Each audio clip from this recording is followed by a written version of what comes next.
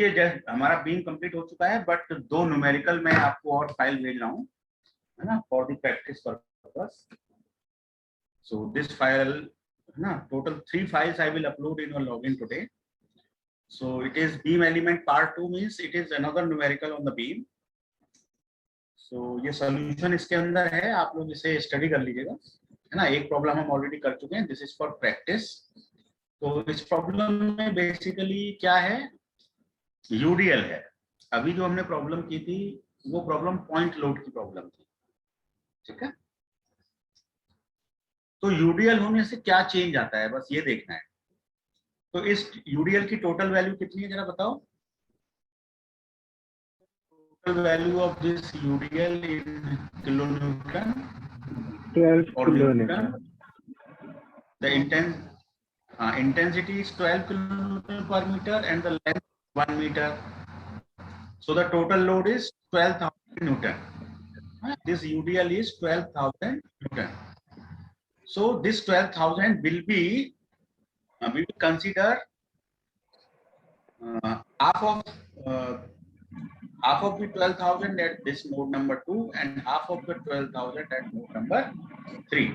मतलब 12,000 का जो आधा आधा है वो हम 6,000 यहाँ कंसीडर करेंगे और 6,000 यहाँ पे कंसीडर करेंगे, ठीक है. तो ये इसमें प्रोसेस होगा. देखो 6,000 Newton considered at node 2 and 6,000 Newton is considered at node 3. तो इस प्रॉब्लम में बस थोड़ा अपन ये है कि यूडीएल को ट्रीट किया गया है, ठीक है. बाकी फॉर्मूले वही हैं, K1 का EI/LQ ये वही फॉर्मूला है ना. ये प्रॉब्लम भी दो एलिमेंट्स की है, फर्स्ट एलिमेंट सेकंड एलिमेंट, दोनों के मॉडल्स इक्वल हैं, इनर्शिया इक्वल है, लेंथ इक्वल है. तो problem is exactly same, only the UDL part is different. ये सॉल्यूशन है, आप लोग देख के समझ जाएंगे. ग्लोबल स्टिफनेस मैट्रिक्स है, 6x6 का है, ठीक है. तो ये सॉल्यूशन इसमें दिया हुआ है.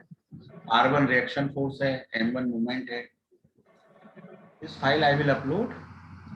तो इसी यूडीएल की वर्किंग आपको इससे समझ में आ जाएगी, ठीक है. और शेयर कर रहा हूँ, वो भी बीम की है, वो भी मैं आपके लॉगिन में डालूंगा. उस प्रॉब्लम में देखिए,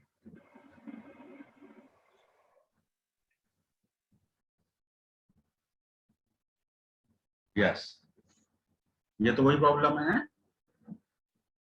सेम फाइल शेयर हो गई, दूसरी करता हूँ.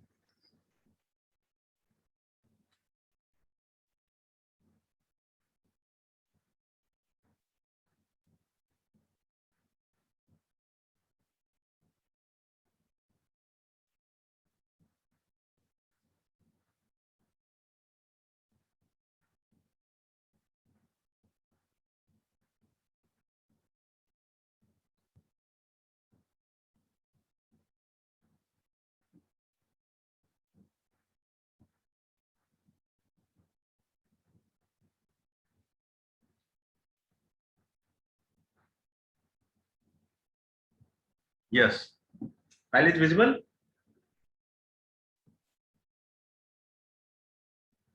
File is visible. Yes sir. So this is one more numerical on the beam. तो अब इस न्यूमेरिकल में क्या है, देखो एक फिक्स सपोर्ट है, किसी एक पॉइंट पे 1 किलोन्यूटन का लोड आ रहा है, बी पॉइंट पे सिंपल रोलर सपोर्ट है, सी पॉइंट पे भी रोलर सपोर्ट है, डी पॉइंट पे भी रोलर सपोर्ट है. तो इसके अंदर एक फिक्स सपोर्ट है, थोड़ी 3 जो है रोलर सपोर्ट है. So problem is somewhat lengthy than that. तो अब इस प्रॉब्लम में देखें, टोटल कितने एलिमेंट्स में आप डिवाइड करोगे, आप बताओ. In how many elements you will divide this problem. कितने एलिमेंट पे काम होगा,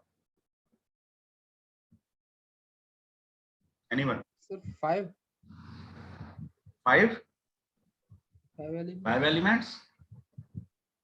कैसे? 5 6.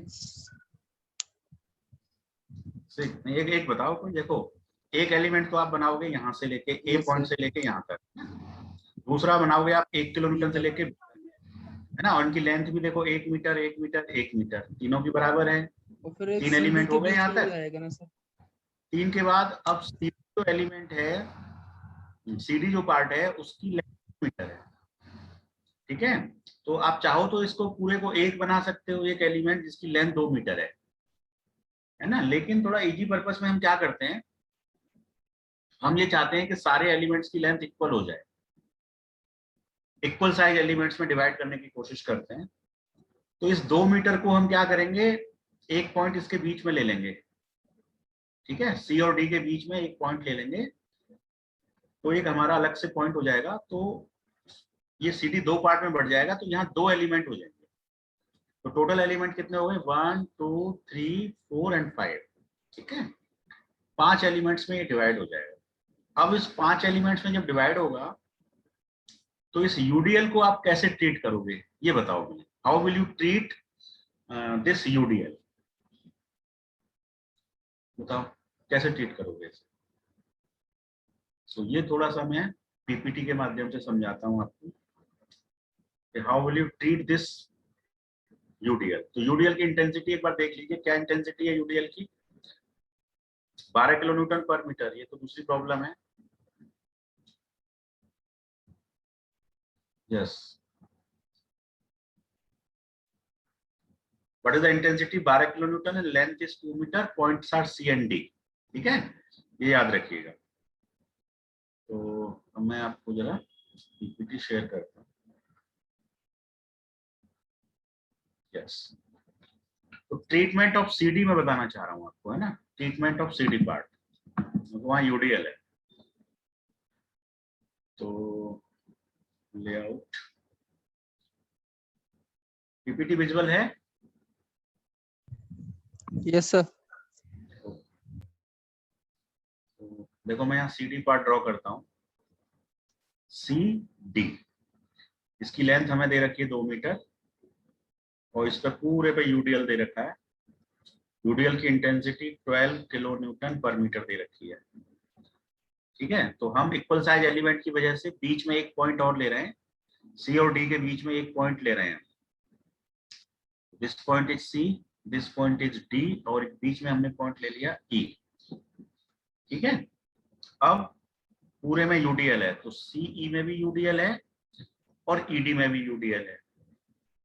तो अब जो CE वाला यूडीएल है, C से लेके E तक, है ना, ये E पॉइंट आप ऐसे ले सकते हो कि यहाँ कहीं बीच में E पॉइंट है। तो ये वाला लोड कितना है ये बताओ, CE वाला लोड कितना हुआ, 12 इसकी इंटेंसिटी है, और लेंथ इसकी कितनी है, 1 मीटर। 1 मीटर 2 मीटर, तो 12,000 इंटू 1, 12,000 हो गया, और वो 12,000 आधा आधा डिवाइड हो जाएगा। तो C पार्ट पे 6,000 आ जाएगा C पॉइंट पे, और E पॉइंट पे भी 6,000 आ जाएगा। बात समझ में आ गई, ये तो फोर्स की बात हो गई, इसकी बात हो गई फोर्स की। और ऐसे ही मूवमेंट भी डिवाइड होता है। तो मूवमेंट के लिए एक फॉर्मूला होता है यूडीएल में, वो याद रख लेना, WL²/12, ठीक है। तो W इसकी इंटेंसिटी है, यानी कि 12, ठीक है, और W जो है वो 12 इंटू 1 लोड है, और इंटू L आपकी लेंथ है, 1² इंटेंसिटी 12 डिवाइडेड बाई 12, 12 को 12,000 कर देते हैं न्यूटन में, तो ये कितना आ गया, 1,000 न्यूटन मीटर। ये हमारा मूवमेंट हो गया।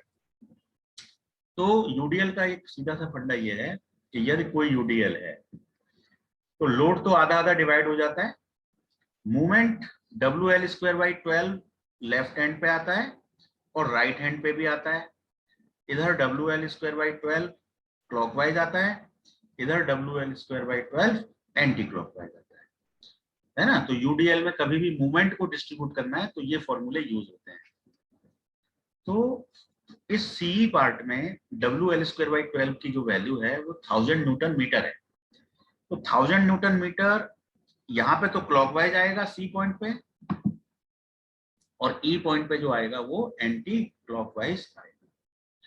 तो C पॉइंट पे जो है यहाँ तो क्लॉकवाइज हो गया 1000 न्यूटन मीटर, और यहाँ एंटी क्लॉकवाइज हो गया 1000 न्यूटन मीटर, करेक्ट। तो ये C पार्ट खत्म हो गया। अब ED पार्ट की वर्किंग करेंगे, तो ED पार्ट की वर्किंग भी होगी उसी तरह। तो ED पार्ट पे कितना यूडीएल है, इंटेंसिटी तो वही 12 ही है, लेंथ भी 1 है, तो 12,000 हो गया। 12,000 का आधा आधा 6000 यहाँ पे आया और 6000 यहाँ पे आया। ठीक है, अब इस ई पॉइंट पे 6000 पहले से था, 6000 और आ गया, तो कुल मिला के कितना हो गया ई पॉइंट का? 12000 हो गया। तो फाइनल डायग्राम जो बना उसमें सी पॉइंट पे तो 6000, ई पॉइंट पे 12000 हो जाएगा और डी पॉइंट पे 6000। ये तो फोर्सेस की बात हो गई, 6 12 6 है ना, सी ई डी। अब मूवमेंट देखें तो इस पॉइंट का मूवमेंट भी वही WL²/12 से आएगा। तो WL²/12 की वैल्यू वही आएगी 1000 न्यूटन मीटर। तो 1000 न्यूटन मीटर होने से इस पॉइंट पे क्लॉकवाइज और इस पॉइंट पे एंटी क्लॉकवाइज, मतलब ई पॉइंट पे क्लॉकवाइज और डी पॉइंट पे एंटी क्लॉकवाइज। तो उसको भी जरा सा हम दिखा देते हैं फिगर में। सो अब हम यहाँ मूवमेंट दिखा रहे हैं इस पॉइंट का। तो इस पॉइंट पे आएगा क्लॉकवाइज 1000 न्यूटन मीटर और इस पॉइंट पे आएगा एंटी क्लॉकवाइज 1000 न्यूटन मीटर। तो अब देखो यहाँ 1000 एंटी क्लॉक पहले से था, फिर 1000 क्लॉक आ गया, तो ये दोनों जुड़ करके कितने हो गए? 1000 एंटी क्लॉक 1000 क्लॉक, तो कुल मिला के 0 हो गया। तो मूवमेंट की वैल्यू इस पॉइंट पे तो 0 न्यूटन मीटर हो गई, इस पॉइंट पे 1000 क्लॉकवाइज और इस पॉइंट पे 1000 एंटी क्लॉकवाइज। ये हमारा मूवमेंट का डिस्ट्रीब्यूशन है। समझ में आ गया? कोई डाउट हो तो पूछ लीजिए। यूडीएल का क्वेश्चन आ सकता है एग्जाम में, आपको यूडीएल ट्रीट करना आना चाहिए, है ना। यूडीएल ट्रीट करने के बहुत ही सिंपल रूल हैं। जो भी लोड होता है वो आधा आधा डिवाइड हो जाता है नोट्स पे, और जो मूवमेंट होता है वो WL²/12 के रेशियो से डिवाइड हो जाता है। लेफ्ट हैंड पे वो क्लॉकवाइज आता है, राइट हैंड पे वो एंटी क्लॉकवाइज। क्लियर हुआ? यस और नो? Yes, sir. गुड।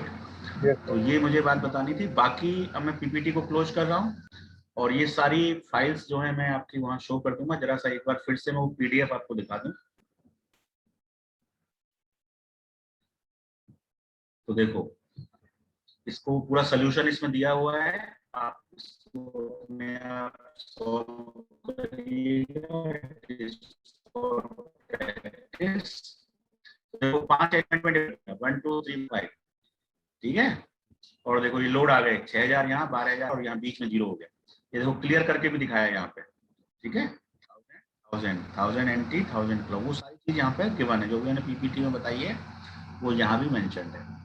तो यहाँ पे जो स्टिफनेस मैट्रिक्स बनी है वो बनी है, देखो V1 θ1 से लेके V6 θ6, क्योंकि अब आपके 6 नोड हो गए, 5 एलिमेंट है, मतलब 6 नोड है। ये देखो 1 2 4 5 6 नोड। अब इसका स्टिफनेस साइज क्या हो जाएगा? 6 2 12, 12/12 की स्टिफनेस मैट्रिक्स बनेगी। स्टिफनेस साइज कैसे निकालते हैं? Number of node multiplied by degrees of freedom. तो यहाँ पे हर पॉइंट की डिग्री ऑफ फ्रीडम 2 है। V1 θ1 2 डिग्री ऑफ फ्रीडम है, पॉइंट 2 की भी 2 डिग्रीज ऑफ फ्रीडम है, V2 θ2। So total points is 6 multiplied by 2, so it is 12/12 stiffness matrix। तो वो निकाल लिया गया है यहाँ पे कंबाइन करके, सोल्यूशन दिया हुआ है इसमें। देखो V1 θ1 से लेके V6 θ6, और फिर इसमें से वही एलिमिनेशन करके बाउंड्री कंडीशन लगा के सोल्यूशन है। ये बाउंड्री कंडीशंस हैं, कर लीजिएगा। तो तीन के आपके पास 3 न्यूमेरिकल हो गए, एक तो मैंने क्लास में करा दिया और 2 आपको ये फाइल में मिल जाएंगे यूडीएल के केस में। सो नाउ आप बीम पार्ट इज ओवर। ठीक है, अब हम चलते हैं न्यूमेरिकल इंटीग्रेशन की तरफ, है ना। लेकिन न्यूमेरिकल इंटीग्रेशन पर जाने से पहले हम लेना चाहते हैं एक बीम प्रॉब्लम। बीम प्रॉब्लम नहीं, अब हम लेना चाहते हैं वेट, है ना, वेट की प्रॉब्लम लेना चाहते हैं। कोई टेपर्ड बार है, तो मैं जरा पीपीटी शेयर करता हूँ।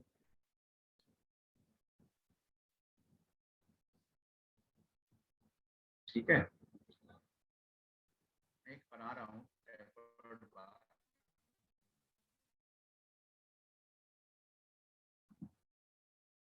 विजुअल है आपको PPT? PPT is Yes sir, visual? visual है sir. Okay, so now I am making it. अब आपका टॉपिक है ए टेपर्ड बार, है ना, deflection due to self weight. Self weight. तो जैसे कि मान लीजिए यहाँ पे हमें एक कोई फिक्स सपोर्ट है, यहाँ पे मान लीजिए हमने इस तरह से एक टेपर्ड बार ऐसे लगा रखी है. ठीक है, so it is a tapered bar. तो इसका जो क्रॉस सेक्शन है वो रेक्टेंगुलर है ना, इसका क्रॉस सेक्शन रेक्टेंगुलर है. तो इसके मिड पॉइंट पे एक लोड लग रहा है P. ठीक है, तो ये तो एक्सटर्नल फोर्स है. बाकी इस बार का जो मटेरियल है उसकी कुछ डेंसिटी होगी. ठीक है, तो डेंसिटी होने से फिर उसमें कुछ मास होगा, कुछ वेट होगा. ठीक है, तो वेट कैसे निकालते हैं? Weight of bar is mg, mass into gravity. और मास कैसे निकलता है? मास क्या होता है? Density into volume. So it is rho bg. And volume क्या होता है? Area of cross section. मान लीजिए area of cross section A है और लेंथ इसकी मान लीजिए L है, तो रो ए एल जी. ये फॉर्मूला जब लागू होता है जब हमारी बार यूनिफॉर्म होती है, यूनिफॉर्म क्रॉस सेक्शन की होती है ना, यूनिफॉर्म क्रॉस. लेकिन यहाँ पे आप देख रहे हैं कि इसका जो क्रॉस सेक्शन है वो यूनिफॉर्म नहीं है, कहीं पर ज्यादा है और कहीं पर कम है. ठीक है, तो इस तरह की प्रॉब्लम्स को एफईएम में कैसे ट्रीट करते हैं वो हम समझेंगे. सबसे पहले हम इस टेपर्ड बार को एफईएम में कुछ ऐसा मॉडल करेंगे प्रॉपर तरीके से कि ये यूनिफॉर्म क्रॉस सेक्शन की बार में कन्वर्ट हो जाए, इक्विवेलेंट बार में कन्वर्ट हो जाए. ठीक है, तो सबसे पहले मैं कुछ क्वेश्चन के पैरामीटर्स आपको दे रहा हूँ. तो आपके पास एक सेल्फ बार है और इस बार में आपको दे रखा है इसकी जो थिकनेस है वो 10 mm है. बार की जो थिकनेस है वो कितनी है? 10 mm. ठीक है, तो यहाँ पर इसका जो विड्थ है वो 80 mm है. यहाँ पर जो विड्थ है वो 40 mm है. इसकी टोटल लेंथ 300 mm है. ठीक है, ये जो मिड पॉइंट है तो ये इसकी डिस्टेंस हो गई 150 mm. कितनी हो गई? 150 mm. तो ये हमको पैरामीटर्स दिए हुए हैं. ये टेपर्ड बार आपको गिवन है. ठीक है, जिसकी डेंसिटी, क्रॉस सेक्शन सब कुछ दे रखा है. तो अब इस बार को हम कैसे मॉडल करेंगे? तो इसे कितने एलिमेंट्स में डिवाइड करें बताओ? In how many elements we should divide it? So we should divide it in at least 2 elements. कितने एलिमेंट्स में डिवाइड करें इसको? एटलीस्ट 2 एलिमेंट्स में डिवाइड करें. 2 एलिमेंट्स में क्यों डिवाइड करें? Because there is a mid node over here at which some forces are coming. ठीक है, फोर्स आ रहा है. तो P की वैल्यू भी दे रखी है, that is 2 kilo Newton. So 2 kilonewton is coming over here. So this point, है ना, one fixed support, this node 1, this node 2, and this node 3. So this bar can be modeled into 2 elements. So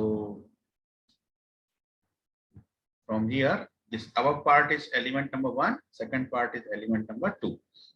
But because the cross section is changing at each and every place, ठीक है, तो अब इसको uniform cross section में कैसे बदलेंगे ये समझ लें. So in how we can convert it into uniform cross section? So width is changing, but thickness is not changing. So what is the area at this point? A3. Width into thickness 40 into 10, so it is 400 mm square. What is the cross sectional area at this point? A2. है ना, A2. यहाँ पे cross sectional area कितना होगा बताओ? और इस point पे A1 पे कितना होगा? A1 will be given by 80 into 10, so it is 800 mm square. because it is the midpoint, that's why this area will be the average area. So we can write it A1 plus A3 divided by 2. So it is 400 plus 800 divided by 2. So it is 600 mm square. आ गया 600.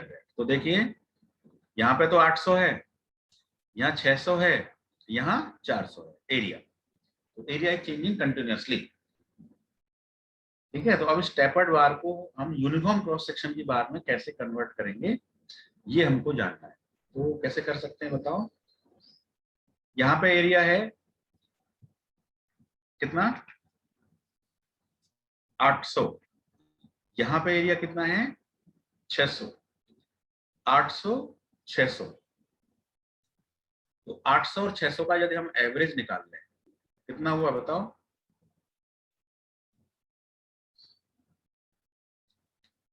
इस area का और इस area का average निकालना है कितना हो गया 800 प्लस 600 डिवाइडेड बाय 2 कितना आ गया 700. तो हम इसको यूनिफॉर्म क्रॉस सेक्शन की बार में कन्वर्ट कर रहे हैं कि जहां पे एरिया जो है वो हमारा 700 mm स्क्वायर है. ठीक है. लेंथ हमारी फिक्स है वही 150 मिलीमीटर. लेंथ में कोई चेंज नहीं है. So this tapered element is converted into a uniform element of cross sectional area 700 mm square of 150 millimeter length, है ना. So this is your node number 1, this is your node number 2. ठीक है. At this node the load is also coming, so this is your first element, है ना. Similarly this tapered portion, element number 2. Let me change the color. So this tapered portion, the below portion, again the area is 600 here, area is 400 here. So what is the average area? So average area is 600 plus 400 divided by 2. So it is 500 mm square. So this tapered portion is converted into a uniform portion of 500 mm square cross sectional uniform. So this cross section area is 500 mm square. So this is element number 1, this is element number 2, this is node number 3. So this tapered bar converted into a uniform section bar. इतना समझ में आ गया इतना या नहीं? कोई doubt है तो पूछिए यहाँ तक.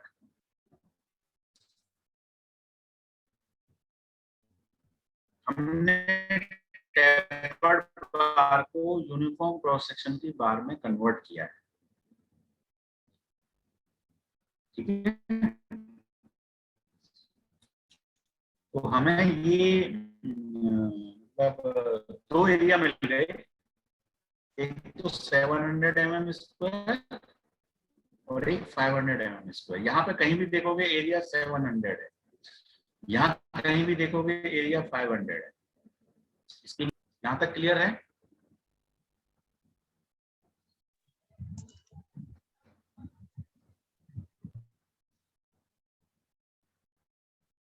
लवकेश रिस्पॉन्ड करिए. यस सर क्लियर है सर. यहाँ तक क्लियर हो गया. Very Yes, good. sir. तो अब हम इसमें थोड़ा सा आगे चलते हैं.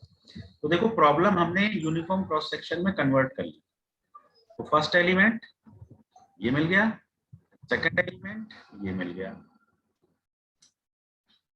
अब देखो मटेरियल तो सेम है, तो जो यंग्स मॉडुलस यहाँ पे होगा है ना, तो वही यंग्स मॉडुलस यहाँ पे होगा सेम.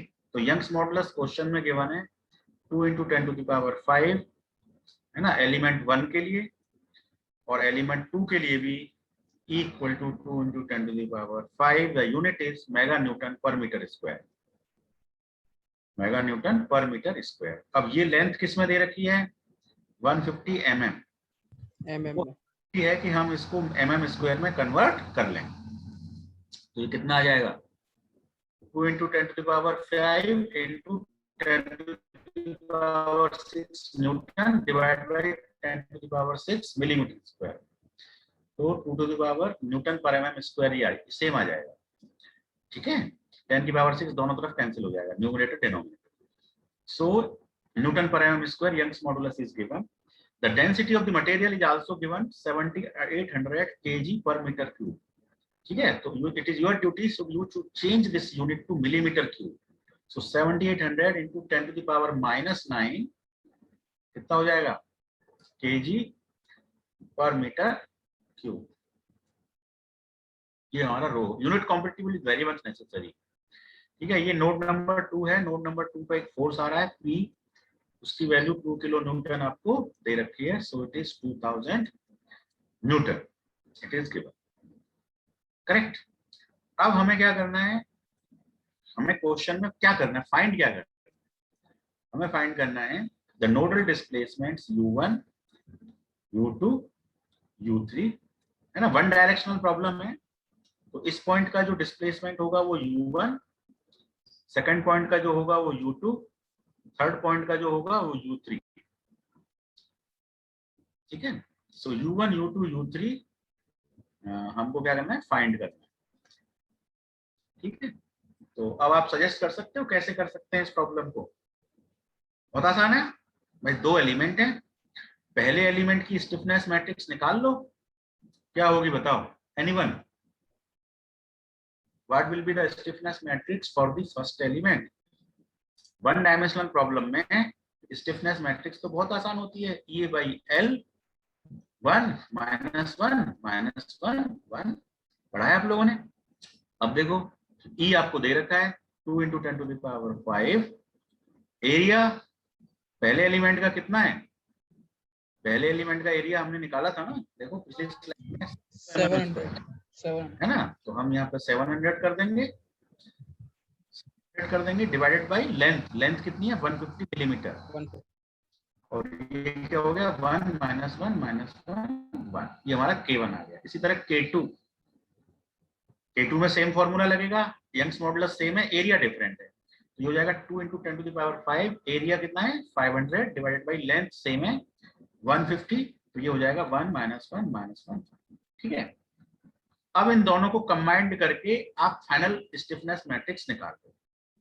तो उसका साइज क्या आएगा फाइनल स्टिफनेस मैट्रिक्स का, बताओ कितने बाई कितने की मैट्रिक्स आएगी? 3x3. 3x3 की. Very good. तो वो जो 3x3 की मैट्रिक्स आएगी उसको मैं यहाँ लिख रहा हूँ K = K1 + K2. So this will be a 3x3 matrix. This will be a 3x3 matrix. So degree of freedom लिख सकता हूँ फर्स्ट एलिमेंट के लिए U1 U2 U1 U2. Second element के लिए U2 U3 U2 U3 U1 U2 U1 U2. अब यहाँ पे आ जाएगा U1 U2 U3. ठीक है, और इधर भी क्या आ जाएगा U1 U2 U3. अब बताओ इसे कैसे करोगे. देखो दोनों में 2 × 10 to the power 5 और 150 कॉमन है. इसमें भी है इसमें भी है, तो इसको तो कॉमन लिख लेते हैं यहाँ पे ब्रैकेट के बाहर. 2 × मतलब मैट्रिक्स के बाहर 2 × 10 to the power 5 divided by 150. अब इसमें जो 700 है उसको अंदर घुसा देते हैं. तो ये हो जाएगा 700 - 700 - 700 + 700. ये हमने कर दिया 700 - 700 - 700 700. ठीक है, अब दूसरे मैट्रिक्स में हमने 500 अंदर घुसा दिया. तो ये हो जाएगा +500 - 500 - 500 +500. जो बचे हुए पार्ट है वो 0. तो ये हमारा स्टिफनेस मैट्रिक्स आ गया. यहाँ तक क्लियर है लवकेश और एनीवन? यस सर, क्लियर है सर. Very good. तो स्टिफनेस मैट्रिक्स इज ओवर. अब हम यहाँ पे फोर्स मैट्रिक्स बताते हैं. फोर्स मैट्रिक्स क्या हुआ, क्योंकि हमको जब इक्वेशन लगाते हैं तो क्या होता है F = K डेल्टा. K तो हमने निकाल लिया, डेल्टा हमारा सिंपल है U1 U2 U3. अब F हमारा फोर्स मैट्रिक्स है, तो फोर्स की जो वैल्यूज होंगी वो क्या होंगी नोड 1 पे, this is node number 1, node number 2, node number 3. So these values are F1, F2, F3. So what is the value of these forces? तो अब इसमें मैंने डायरेक्शन डिफाइन करी है. This is my x direction, vertical direction यहाँ पे x है. ठीक है. So this u1 is positive, u2 में जो डायरेक्शन दिखाई है वो पॉजिटिव दिखाई है. यदि आंसर नेगेटिव आता है, इट मींस हमारा वो डिस्प्लेसमेंट नेगेटिव है, हमारी अज्यूम डायरेक्शन से अपोजिट है. सो f is f1, f2, f3. अब देखो f2 देखें तो 2 पॉइंट पे लोड दे रखा है कितना, 2 किलो न्यूटन यानी कि 2000 न्यूटन. तो f2 की जगह तो हम 2000 लिख सकते हैं. f2 की जगह 2000 लोडिंग कंडीशन है हमारी, तो f2 can be written as 2000. अब f1 जो है वो हमारा एक तरह का रिएक्शन फोर्स है. वो क्या है? रिएक्शन फोर्स है. तो f1 की जगह f1 रहने दीजिए. ठीक है. और 3 पॉइंट पे तो कोई फोर्स है नहीं, 3 पॉइंट पे कोई फोर्स है नहीं, तो हम यहाँ पे F1 लिख सकते हैं. और यहाँ पे कोई फोर्स है नहीं तो ये 0 लिखा जा सकता है. F3 can be written as 0.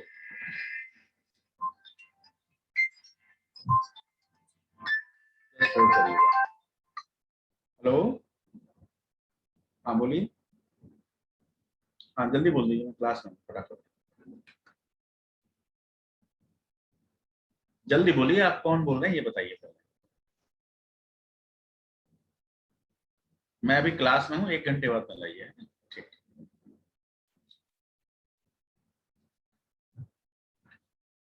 तो ये हो गया हमारा.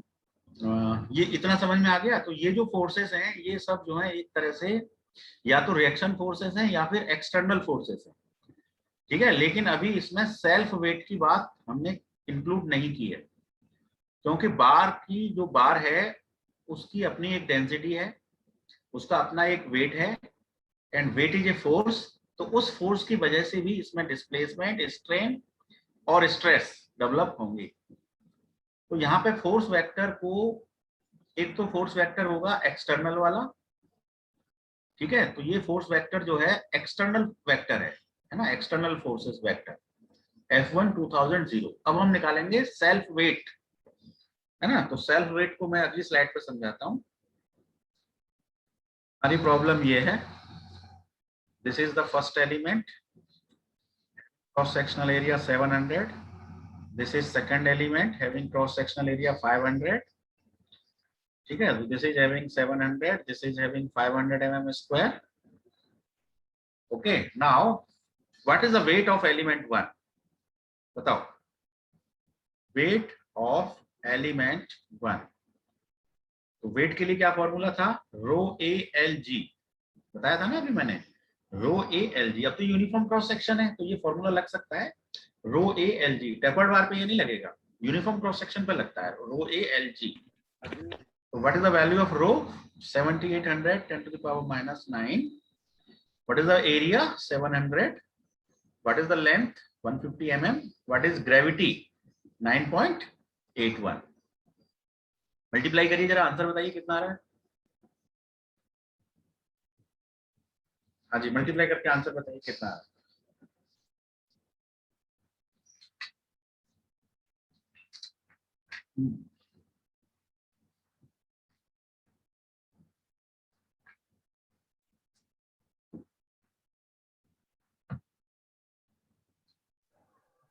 एट 800 डेंसिटी है, 7600 है. 7800 से करना है कि नहीं? Sir, 8.034. Yes. So the weight of the element 1 is 8.034 and the unit is 8.0. Yes sir, यही है. Unit Sir, यूनिट बताइए भाई. वेट है, वेट की यूनिट क्या होती है? फोर्स ही है. yes sir. तो ये न्यूटन ही आ रही होगी. न्यूटन आएगी. Newton, yes sir. Newton आएगी. हाँ. तो अब ये 8 न्यूटन का जो फोर्स है एलिमेंट 1 में डिस्ट्रीब्यूटेड है. एलिमेंट 1 में क्या है? ये डिस्ट्रीब्यूटेड है. तो ये किस प्रकार से डिस्ट्रीब्यूटेड है? यूडीएल मानोगे इसे या क्या मानोगे? जब ये यूनिफॉर्मली डिस्ट्रीब्यूटेड है इसका मतलब ये यूडीएल है. तो 8 न्यूटन का जो फोर्स है वो क्या है? यूडीएल. यूडीएल. ठीक है. तो यूडीएल फोर्स को अभी मैंने ट्रीट किया था बीम में, आपको याद है मैंने कैसे ट्रीट किया था कि कोई भी यदि है और यदि उसकी वैल्यू 8.034 न्यूटन है तो इसका आधा फोर्स ट्रांसफर हो जाएगा पहले नोड पे और आधा फोर्स ट्रांसफर हो जाएगा दूसरे नोड पर, ठीक है। तो यहां पर पहला नोड आपका 1, दूसरा नोड आपका 2, तो पहले नोड पे फोर्स ट्रांसफर हो जाएगा कितना, है ना। तो मैं एफ वेक्टर अब निकाल रहा हूं सेल्फ वेट की वजह से, सेल्फ वेट एस डब्ल्यू का मतलब है self weight. Again F1 F2 F3 तीनों नोड का निकलेगा।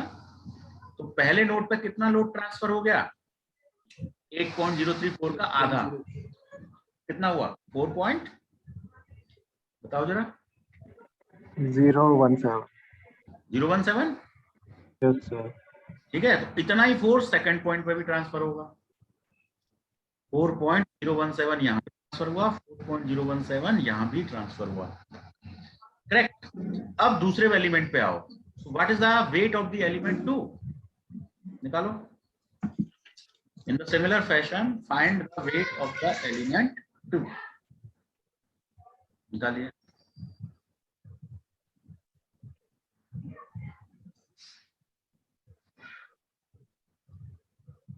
So weight of element 2, you can say W2.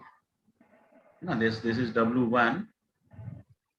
So again formula is same, rho A L G. Rho is same, area is different, length is same, gravity is same. निकालिए कितना है, 5.738. 5.738 Newton. Yes, sir. Okay, it is again UDL, so it will be distributed half at the second node, half at the third node, है ना। This 8 Newton is distributed half at the first node, half at the second node, ठीक है। So 4.017 at the first node, 4.017 at the second node, and half of this 5.738 का आधा करिए, 2.869. so 2.869 will be at node number 2 and 2.869 at the node number 3. तो अब इसको figure में दिखाते हैं, 2.869 at node number 2 and 2.869 at node number 3. So I will write it here, 4.017 plus 2.869. अब नोड नंबर 2 पे दो फोर्स हैं, एक तो 4.017 और एक 2.869, दोनों को प्लस किया, और थर्ड वाले पे 2.869। ये हमारी सेल्फ वेट की फोर्स वेक्टर बन गई, सेल्फ वेट की क्या बन गई, फोर्स वेक्टर। ये समझ में आया कि नहीं आया? Yes, sir. इंपॉर्टेंट है, आप प्रैक्टिस कर लीजिएगा अपने हाथ से। तो अब हमारी फाइनल फोर्स वेक्टर क्या होगी, फाइनल फोर्स वेक्टर, तो एक फोर्स वेक्टर एक्सटर्नल फोर्स वाली है, एक फोर्स वेक्टर सेल्फ वेट वाली है, दोनों को प्लस कर देंगे। तो फाइनल फोर्स वेक्टर जो बनेगी वो हमारी हो जाएगी equal to F external plus F self wait.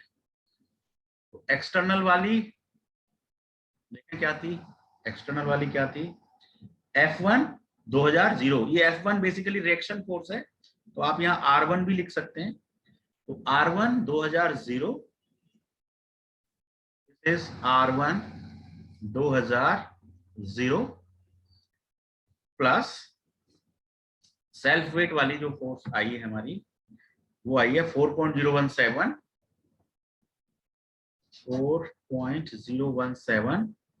और 2.869 लास्ट वैल्यू, और ये कितनी आएगी टोटल बताओ, इन दोनों का टोटल, ये दोनों का कितना आ रहा है,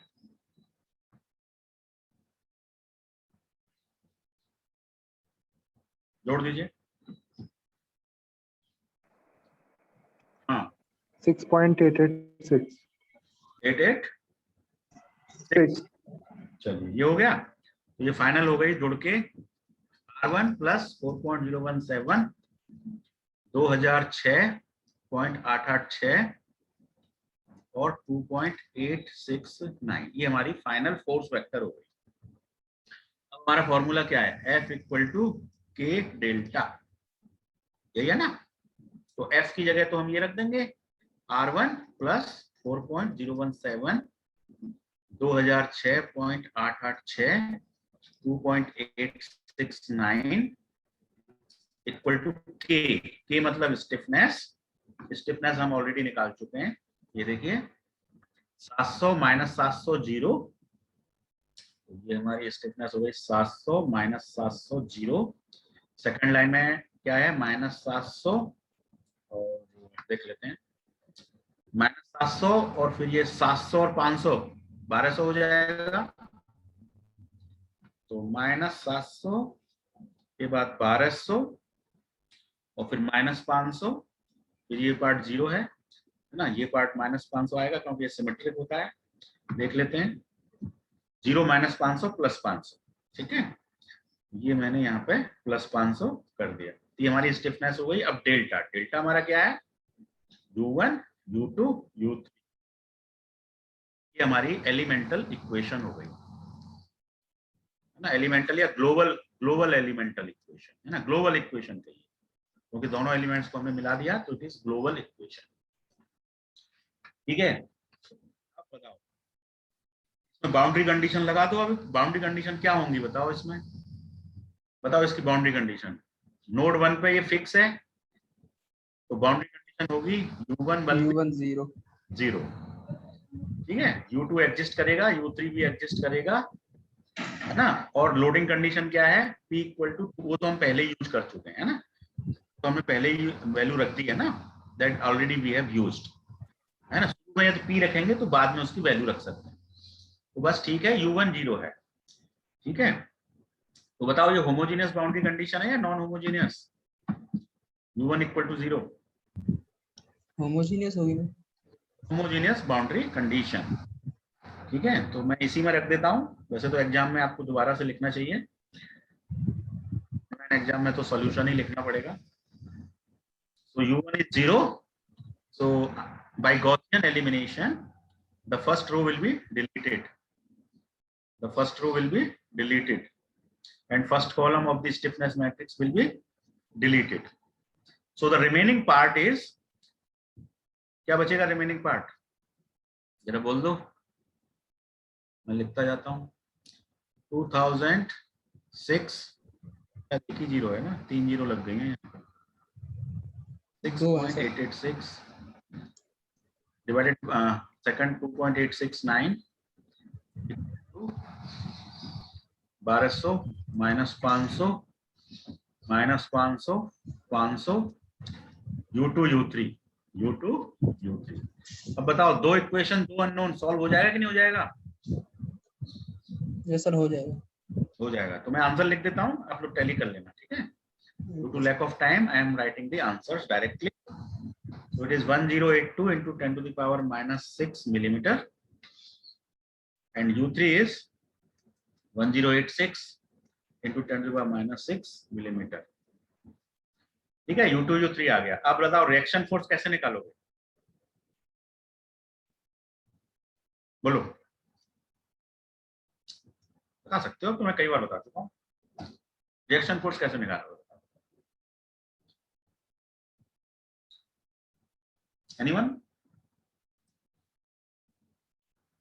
कौन सी रो का इस्तेमाल करोगे रिएक्शन फोर्स निकालने में। देखो ये R1 मतलब रिएक्शन फोर्स है, तो इसको निकालने के लिए इस पहली वाली रो का इस्तेमाल करो, पहली का ही करेंगे, हाँ पहली का इस्तेमाल करो। तो R1 plus 4.017 must be equal to 700 into 0, तो 0 ही आएगा, माइनस 700 इंटू U2 की वैल्यू कितनी है 1082 10 टू द पावर माइनस 6, फिर थर्ड एलिमेंट क्या है 0, तो 0 ही आएगा, बस इसको गुणा करके जो भी आएगा वो हमारा रिएक्शन फोर्स है। और उसमें ये 4.071 और घट जाएगा उधर जाके, जब राइट हैंड साइड में जाएगा तो घट जाएगा, तो केवल R1 हमें मिल जाएगा। तो हम रिएक्शन फोर्स निकाल पाएंगे, यस और नो, यस सर। मैं आंसर लिख देता हूँ direct, 1.1013 10 to the power -8 newton, देख लेना। This problem is completed. in this class I summarize, है ना, मैं stop share कर देता हूँ. What we have done, we have understood, initially we have understood 2-3 numericals for the practice purpose for the beam, and after that we have modeled the tapered bar into a uniform cross section bar and found the displacements and the reactions by applying the boundary conditions. So it is all from my side. It's sufficient for today. If you have any doubt, please ask. Otherwise, I will end. बताइए, कोई doubt हो तो बोलिए.